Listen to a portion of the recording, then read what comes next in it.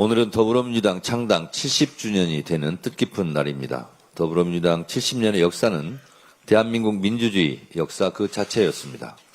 국민과 함께 독재 정권을 이겨내고 부정부패를 척결하고 내란을 극복했던 민주주의 승리의 역사였습니다. 행동하는 양심, 깨어있는 시민과 함께 어깨를 걸었던 동고동락의 역사였습니다. 희생과 헌신으로 더불어민주당 70년 역사를 만들어주신 국민과 당원 동지들께 깊이 감사드립니다. 더불어민주당은 창당 70주년을 맞이하여 당원이 주인되는 당원주권 정당으로 거듭나겠습니다.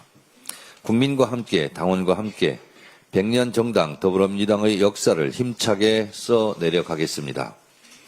국민과 당원의 손을 잡고 민주주의가 꽃피는 정의로운 대한민국, 다 함께 잘 사는 풍요로운 복지국가, 평화와 번영의 한반도를 만들어 가겠습니다.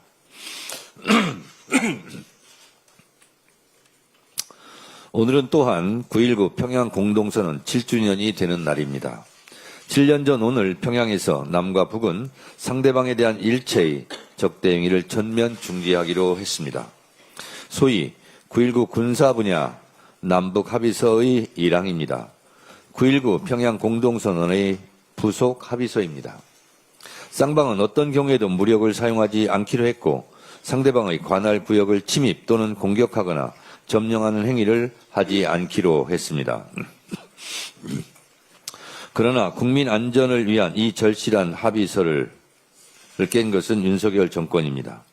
2023년 11월 윤석열은 9.19 군사 합의의 일부 효력을 정지시켜 군사 분계선 일대에서의 대북 감시정찰을 재개했고 북한도 9.19 남북 군사 합의에 구속되지 않을 것이며 남한과의 어떤 합의도 인정할 수 없다고 밝혔습니다.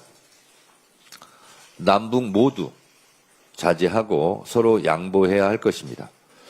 윤석열은 겉으로 압도적인 힘에 의한 평화를 외치고 뒤로는 국민 안전을 볼모로 잡은 채 비상계엄의 명분을 꾸며내려 평양 무인기 침투를 계획했던 것으로 보입니다. 오랜 대화, 신뢰관계를 통해 이런 평화 합의를 오직 자신의 권력, 안위를 위해 깨버린 것입니다. 대화 협력 없이는 평화도 미래도 없습니다. 이재명 대통령은 대북 확성기를 철거했고 심리전 방송도 멈췄습니다. 북한의 핵과 미사일 동결, 축소, 비핵화로 가는 현실적인 3단계 북핵 로드맵도 제시했습니다. 다시 시작해야 합니다. 민주당은 한반도 평화를 위한 이재명 대통령의 노력을 적극 지원하겠습니다. 무엇보다 국민 안전을 위한 9.19 군사 합의의 복원이 시급합니다. 민주당은 남북관계의 새로운 해법을 찾기 위해 최선을 다하겠습니다. 남북 간 군사적 대결을 막고 국민 여러분이 체감할 수 있는 평화를 만들어 나가겠습니다. 판사들, 우리에게는 사법권의 독립이라는 권한이 있는 것이 아니라 사법의 독립을 지켜야 할 사명과 책무가 있다. 서울중앙지법 송승용 판사가 조희대 대법원장에게 지난 대선 국면에서 이재명 대선 후보에 대한 이례적인 전무후무한 파기환송에 대해서 유감 표명을 해야 한다. 그리고 내란을 재판하고 있는 지규현 판사에 대해서 윤리 감사한 것을 공개하는 것이 마땅하다고 일침을 가했습니다. 재판부의 판결이나 선고가 되고 나면 그것은 공공재로서 당연히 절차와 내용은 시민들의 평가 대상이 될 수밖에 없다는 것입니다. 조희대 대법원장은 왜 이런 명문의 말을 못합니까? 송승용 판사가 말하고 있듯 왜 그때 그렇게 이재명 후보의 선거법 파기환송을 번개꿀에 콩 고먹듯이 빨리 해야 했는지 지금도 같은 생각인지 입장을 밝혀야 한다고 생각합니다.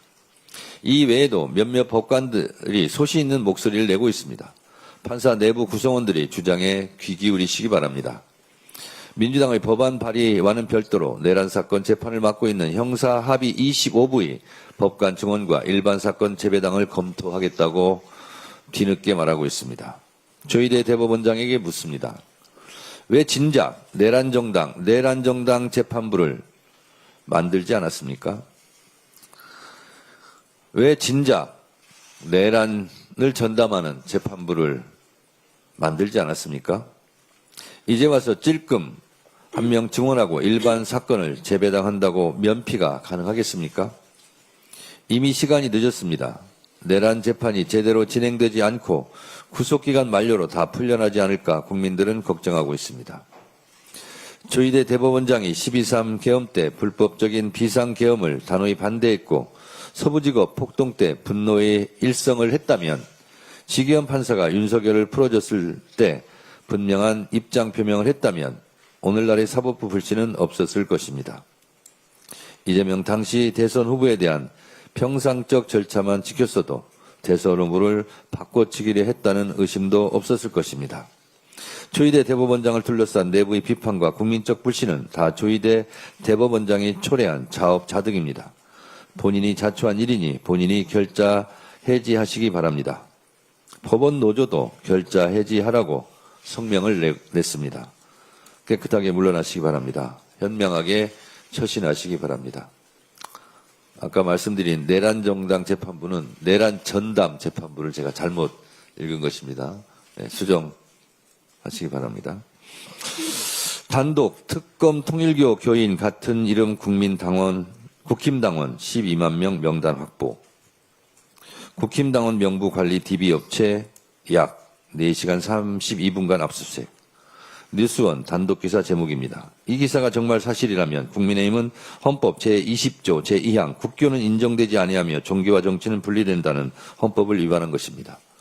우리 헌법 제8조 4항 정당의 목적이나 활동이 민주적 기본질서에 위배될 때에는 정부는 헌법재판소에 그 해산을 제소할 수 있고 정당은 헌법재판소의 심판에 의하여 해산된다. 국민의힘은 제가 이미 여러 차례 위헌정당 해산 청구 대상이라고 말해왔습니다. 윤석열 내란 우두머리 피고인이 유죄가 확정되고 추경호 전 원내대표의 비상계엄 해제 표결방해 의혹이 내란 주요 임무 종사자로 구속 기소 유죄가 확정된다면 그리고 그 밖에 국민의힘 구성원들이 내란 동조 혐의가 사실로 확정되면 국민의힘은 위헌정당 해산을 피할 길이 없어집니다. 여기에 대해 국민의힘이 통일교와 연루되었다는 것이 밝혀지면 통합진보당의 사례에 비추어 국민의힘은 10번, 100번 정당 해산을 피하지 못할 것입니다. 정당 해산 사유인 명백한 민주적 기본질서에 위배되는 행위이기 때문입니다. 국민의힘 대처가 궁금합니다. 그런데 말입니다.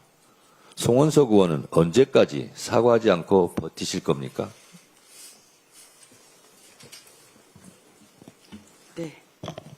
다음으로 김병기 원내대표의 발언